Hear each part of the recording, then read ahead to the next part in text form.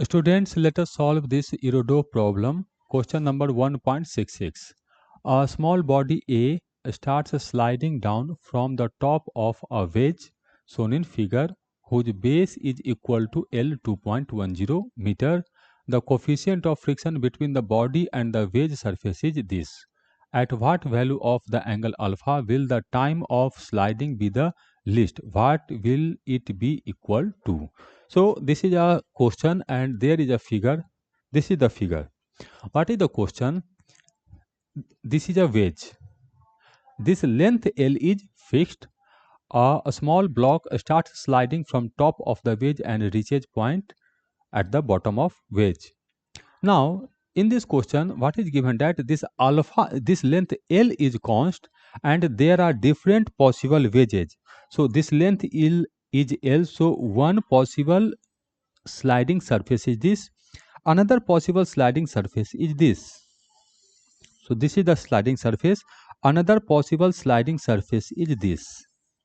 So the question is that if I slide a block on this surface having coefficient of friction k, and if I slide a block on this surface, will the time to reach the bottom will be same? No, the time is different because the length of this path is different and the friction force will be different because normal will change. So question is that at what angle alpha this time is minimum, and we have to calculate the minimum time. So in this question we have to find for minimum time value of alpha. How to do that? For that, let me first find the acceleration of block. So this is the case of inclined plane. Let me call the random angle as alpha. Alpha vary with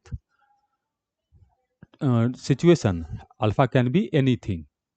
Now when block is at this position, the force of gravity in the direction of inclined plane is mg sin alpha. Yes.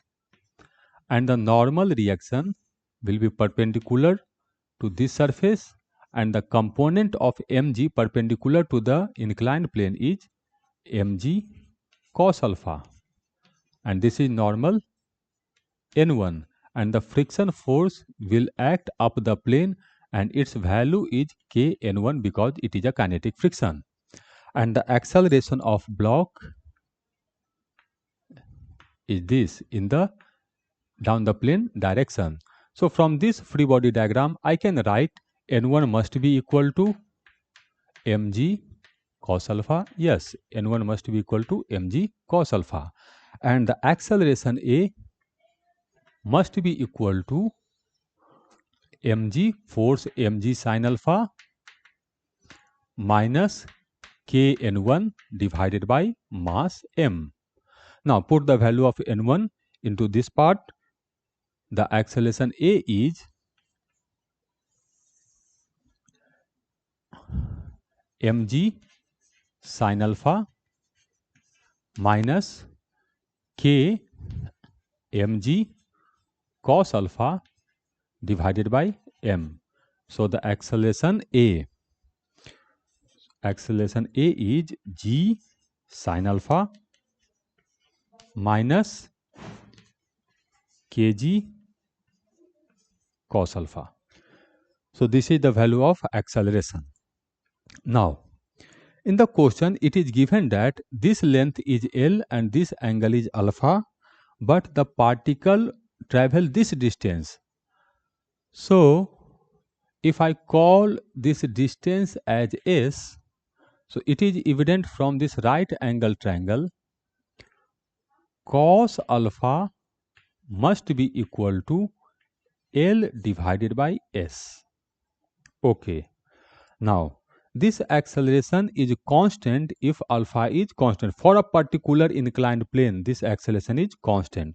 So for time, I can apply the equation S equal to ut plus half a t square, because for a particular inclined plane, this acceleration is constant and initial speed is 0. So ut is 0.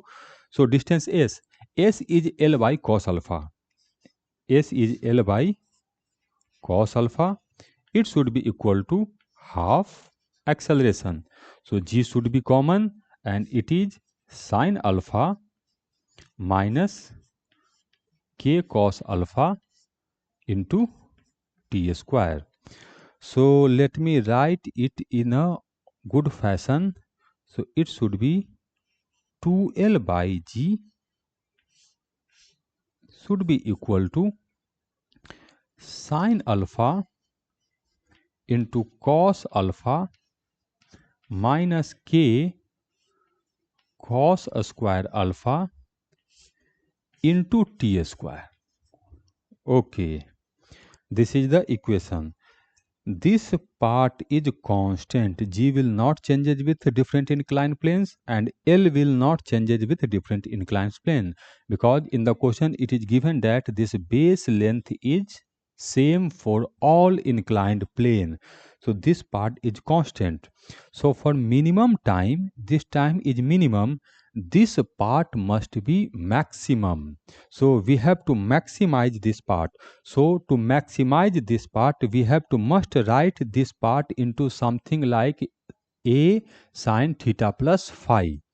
So I use the basic mathematics, basic trigonometry to summarize this part into a single sine or a single cos. So I have to summarize this part into a single sine or single cos. So first I write only this part. Sine alpha into cos alpha minus k cos square alpha. It should be equal to, I can write this part as sine 2 alpha divided by 2. Yes. And for this part, minus k into cos square alpha. Cos square alpha should be equal to 2 cos 2 alpha, no, cos 2 alpha plus 1 divided by 2. Yes, I can write this alpha in the form of 2 alpha. How? We know that cos 2 alpha should be equal to 2 cos square alpha minus 1. So this minus comes here and becomes plus and 2 in the bottom. So this is the part. Now again rearrange this part. So 1 by 2 should be common and this is sine 2 alpha minus k cos 2 alpha minus k. Yes. Now again rearrange the part. The coefficient of sine 2 alpha is 1 and coefficient of cos 2 alpha is minus k. Yes, this is minus k. So I can write it as under root 1 plus k square into sine 2 alpha plus phi minus k. How? How can I write this? Because there is a basic trigonometric equation which say a sine theta plus b cos theta should be equal to under root a square plus b square into sine theta plus phi. What is phi? The tan phi must be equal to b divided by a. b divided by a. So in this part, tan phi, I write tan phi as here.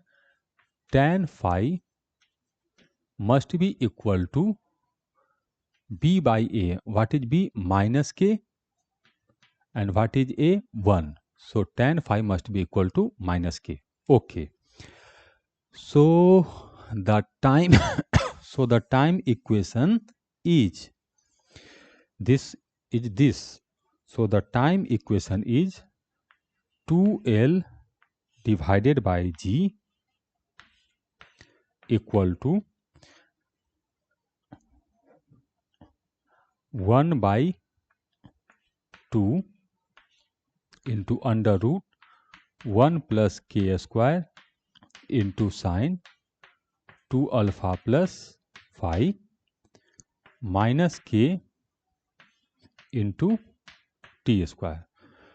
So for minimum time, this should be maximum, and maximum value of sine something is 1.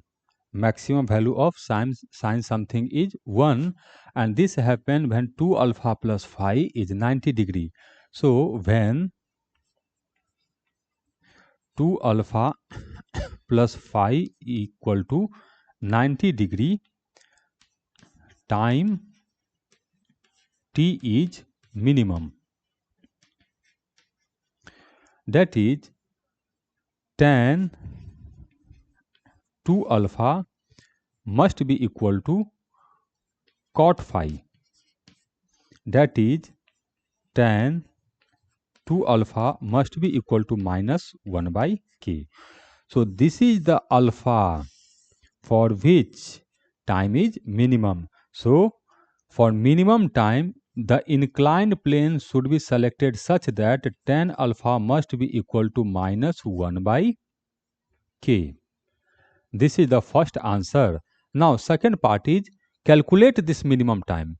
So second part is we have to calculate the minimum time. When time is minimum, this is maximum, so this part is 1.